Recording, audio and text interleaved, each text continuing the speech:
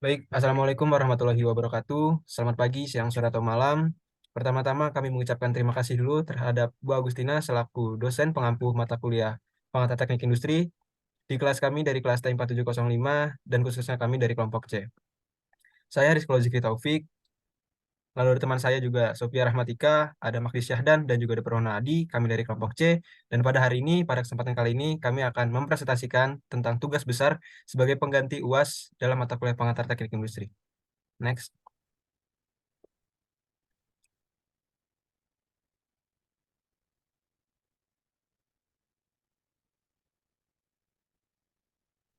Baik, yang pertama ada perbedaan antara ilmu teknik industri, manajemen, dan juga teknik logistik.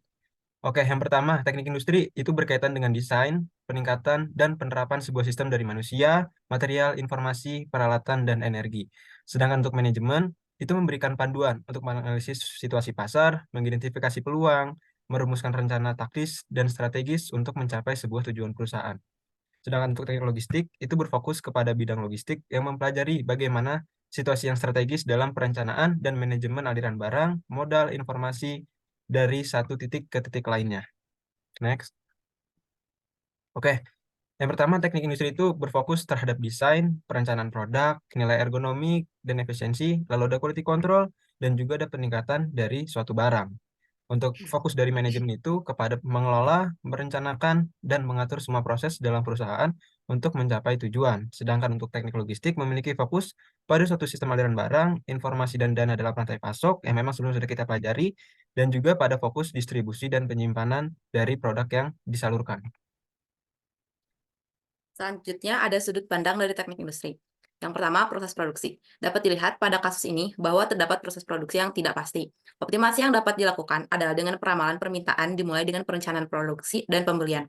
Nah, perusahaan dapat menerapkan sistem pemesanan yang lebih efisien daripada yang tercantum pada kasus. Nih, contohnya pemasaran secara online. Dengan begitu, dapat membantu perusahaan dalam mengawasi stok produksi sehingga perusahaan dapat menghindari kelebihan atau kekurangan barang. Yang kedua, mengurangi akumulasi limbah. Perusahaan ini belum mempunyai lokasi pembuangan limbah, maka untuk mengurangi limbah bisa menggunakan metode pemilahan singkong yang lebih efektif untuk mengurangi jumlah singkong yang tidak dapat diolah. Selanjutnya, ada efisiensi energi. Pada kasus ini, proses penggorengan menggunakan kayu sebagai bahan bakarnya. Nah, sebaiknya perusahaan mengganti kayu sebagai bahan bakar dengan alternatif lain supaya lebih ramah akan lingkungan dan dapat menghasilkan produk yang lebih banyak dalam waktu yang bisa lebih singkat. Selanjutnya, nomor 4, ada tenaga kerja. Pada kasus ini, perusahaan berproduksi dari pukul 7 pagi sampai 17.00 atau 5 sore. Dan itu dilakukan setiap hari Senin sampai hari Minggu yang dimana waktu istirahatnya hanya 2 jam. Nah, sebaiknya perusahaan membuat analisis beban kerja para pekerja, tetap atau borongan, untuk memastikan pekerjaan secara adil dan sesuai dengan bidang dan kemampuannya, sehingga distribusi pekerjaan bisa lebih efisien.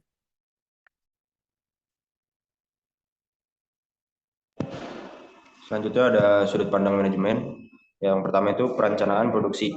Dalam kasus ini, hal yang dapat dilakukan untuk pertama yaitu melakukan perencanaan produksi, pembelian, distribusi, dan lainnya agar lebih efisien. Untuk menghindari kelebihan produksi, kita bisa mengimplementasikan sistem pembelian secara online sehingga membantu perusahaan dalam melakukan produksi. Yang kedua, pengecekan. Tujuan dari pengecekan ini untuk memperlihatkan bagaimana pekerja bekerja. Arahan ini juga mencakup kemampuan manajer untuk memastikan bahwa pekerjaan dilakukan sesuai dengan standar yang ditetapkan. Yang ketiga, koordinasi. Pada kasus ini terdapat pendistribusian produk ke 7 lokasi pemasaran dengan menggunakan sebuah mobil box dengan biaya yang bervariasi tergantung kemana tujuannya. Dengan kegiatan tersebut, biaya yang dikeluarkan akan lebih besar, maka alangkah baiknya perusahaan bisa membagi distribusi dengan mengompolkan klaster wilayah. Hal tersebut jauh lebih efisien dan tidak mengeluarkan banyak biaya. Yang keempat, ada pengendalian, memonitor aktivitas karyawan, melihat apakah organisasi sudah berjalan sesuai tujuan, dan membuat koreksi jika diperlukan. Yang terakhir, yang kelima, kepemimpinan untuk memotivasi karyawan guna mencapai tujuan organisasi. Kepemimpinan juga menciptakan nilai-nilai dan budaya bersama, mengkomunikasikan tujuan pada semua karyawan, dan memberi semangat agar kinerjanya semakin baik. Oke, selanjutnya ada sudut pandang dari teknik logistik. Ada 7 bagian. Yang pertama, penjadwalan produksi yang optimal. itu menggunakan algoritma penjadwalan produksi yang canggih untuk mengoptimalkan penggunaan sumber daya, termasuk mesin dan tenaga kerja, dengan meminimalkan waktu tunggu dan downtime. Yang kedua, ada manajemen persediaan efisien. Ini penerapan metode just in time untuk meminimalkan persediaan bahan baku dan produk jadi, mengurangi biaya penyimpanan, dan meningkatkan aliran kas. Yang ketiga, pemantauan analisis kerja produksi. Itu menerapkan sensor dan sistem pemantauan real-time untuk mengumpulkan data produksi secara akurat. Analisis data ini dapat memberikan wawasan untuk meningkatkan efisiensi, mengidentifikasi bottleneck, dan merancang perbaikan proses. Yang keempat, ada optimasi rute pengiriman, menggunakan perangkat lunak manajemen rantai pasok yang terintegrasi untuk merencanakan rute pengiriman yang paling efisien, mempertimbangkan lokasi produksi, tujuan distribusi, dan kebutuhan konsumen. 5. Implementasi teknologi otomasi.